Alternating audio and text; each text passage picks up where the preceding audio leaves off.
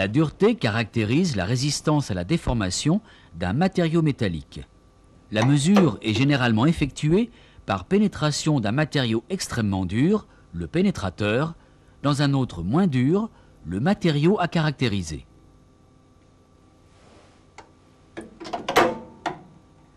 Les essais sont réalisés sur des machines de dureté composées d'un bâti rigide, d'une table d'essai réglable en hauteur et permettant de positionner la pièce à caractériser, d'un pivot avec pénétrateur et objectif interchangeable, d'un sélecteur de charge, d'un levier de commande, d'un écran à verre dépoli permettant de visualiser la surface de la pièce avant essai et l'empreinte laissée par le pénétrateur après essai, d'un dispositif de mesure de l'empreinte. Il existe différentes méthodes: Brinell, Vickers, Rockwell. Chacune d'entre elles se caractérise par la forme des pénétrateurs, les charges appliquées et l'expression des résultats. Parmi ces différents essais de dureté, c'est l'essai Vickers qu'on utilise le plus souvent. La surface sur laquelle s'effectue l'essai doit être préparée par un meulage très fin ou mieux, par un polissage métallographique. Mais voyons comment on effectue une mesure de dureté. On sélectionne tout d'abord le type d'essai. Dans notre cas, nous choisissons la méthode Vickers. On règle la charge désirée avec le sélecteur à bouton poussoir.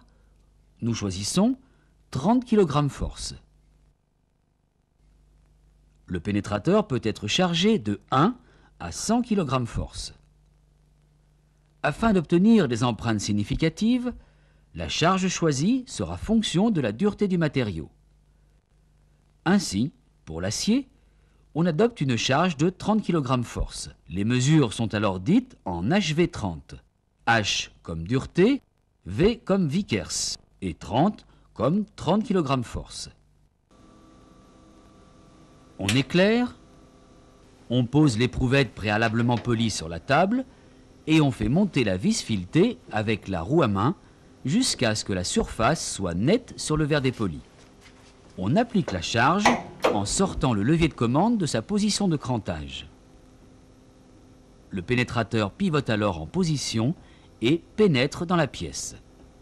On ramène le levier de commande en position initiale qui fait basculer le pénétrateur et ramène l'objectif en position verticale. On mesure l'empreinte laissée par le diamant du pénétrateur avec la règle. La dureté de l'empreinte obtenue s'obtient en mesurant les deux diagonales de l'empreinte. On fait la moyenne des deux mesures. Une table indique la dureté selon la charge utilisée. Revoyons l'enchaînement de ces opérations.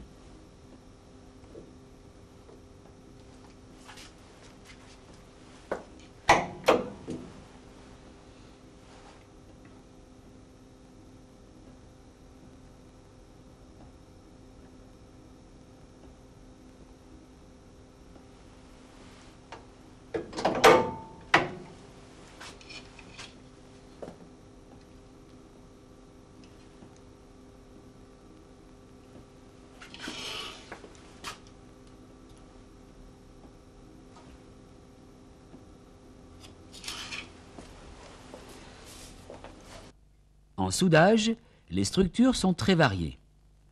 Zone fondue avec ses passes successives, zone affectée et non affectée thermiquement. Aussi, les mesures de dureté doivent être effectuées le plus localement possible, de manière à mesurer les propriétés de chacune d'entre elles sans intégrer des structures différentes. Les dimensions des empreintes doivent alors être plus petites. C'est pourquoi on utilise généralement une charge de 5 kg force. Les duretés s'expriment alors en HV5. La préparation de l'échantillon est conduite comme une macrographie, c'est-à-dire par polissage et attaque. Les différentes régions sont ainsi révélées. Les mesures sont généralement effectuées en filiation.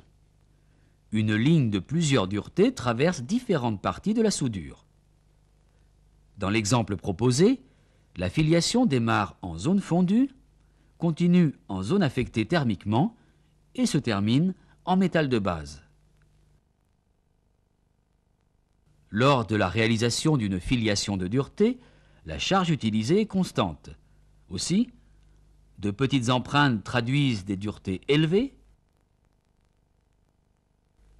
des empreintes plus importantes, des duretés plus faibles. Dans cet exemple, nous avons effectué 2 filiations de dureté sur une macrographie d'une soudure effectuée par la technique de résistance par points. Ici, la filiation est effectuée perpendiculairement à la surface de la soudure. Là, elle est effectuée parallèlement à la surface. Prenons comme exemple la filiation effectuée parallèlement à la surface. On remarque.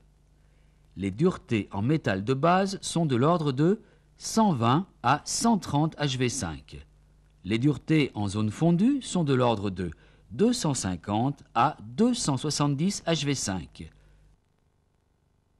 La dureté maximale, localisée en ZAT, est de 300 HV5. Cette dureté maximale est susceptible de fournir des renseignements intéressants sur la soudabilité métallurgique des aciers. Ainsi, pour certaines constructions soudées, les cahiers des charges peuvent imposer de ne pas dépasser une dureté maximale. Par exemple, elle devra être inférieure à 350 HV5. La dureté sous cordon est définie comme étant la valeur moyenne des 3 valeurs les plus élevées obtenues sur 5 mesures effectuées en zone affectée thermiquement. Les endroits où sont effectuées ces mesures sont choisis à l'aide du microscope intégré à la machine de dureté.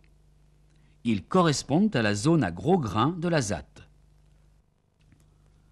En soudage monopasse, il est à noter que la dureté maximum est fonction de la nature du matériau et des conditions de soudage.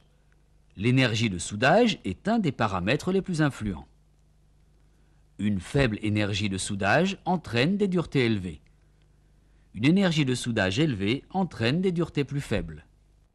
Dans le cas d'une soudure multipasse, la dureté de la zone affectée thermiquement va évoluer au fur et à mesure de l'exécution des passes. Après la première passe, le point A, situé en ZAT proche de la zone de liaison, présente une dureté élevée égale à 400 HV.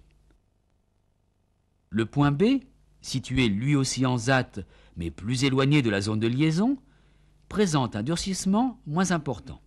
La dureté est de l'ordre de 300 HV.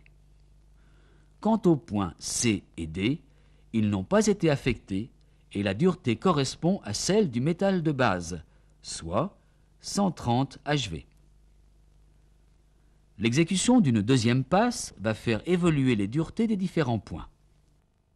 La dureté en A va légèrement diminuer. Le point B, situé en ZAT, va accroître sa dureté jusqu'à environ 360 HV. Le point C, en lisière de ZAT, voit sa dureté augmenter. Seul le point D n'a pas été affecté et conserve sa dureté d'origine. Que se passe-t-il lorsqu'on effectue une troisième passe? La dureté de A continue à diminuer légèrement.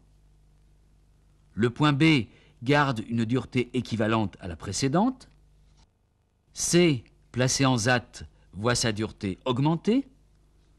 Le point D a, lors de cette opération, été affecté par la chaleur et sa dureté s'en trouve plus élevée. Si on effectue des duretés sur le joint terminé, on notera que l'ensemble des points positionnés en ZAT ont une dureté élevée comprise entre 300 HV pour le point D et 350 HV pour le point A. Notons cependant que celles-ci sont inférieures à la dureté du point A en première passe, 400 HV. Il existe un certain nombre de relations plus ou moins empiriques entre les différentes mesures de dureté exprimées en Vickers et des valeurs obtenues par d'autres essais mécaniques. Ainsi, il est pratique de traduire des valeurs de dureté obtenues avec différentes méthodes de dureté. Ici, Une correspondance entre les duretés Vickers, HV, et Brinell, HB, est proposée. Une dureté Vickers de 200 HV correspond à une dureté Brinell d'environ 180 HB. Cette figure propose une correspondance entre les duretés Vickers, HV, et Rockwell, HRC. Une dureté Vickers de 500 HV correspond à une dureté Rockwell d'environ 50 HRC. De même, on peut extrapoler les valeurs de résistance à la traction, RM, de mesure de dureté. Une dureté Vickers de 300 HV correspond à une résistance à la traction RM d'environ 1000 Newton par millimètre carré.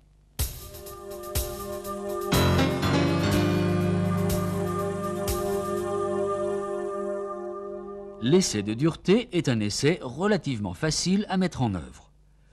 Il permet d'obtenir des renseignements sur la qualité d'un traitement thermique, sur l'état structural des matériaux métalliques et sur les propriétés des soudures. Aussi, on pratique souvent l'essai de dureté, notamment l'essai Vickers, pour la caractérisation des soudures.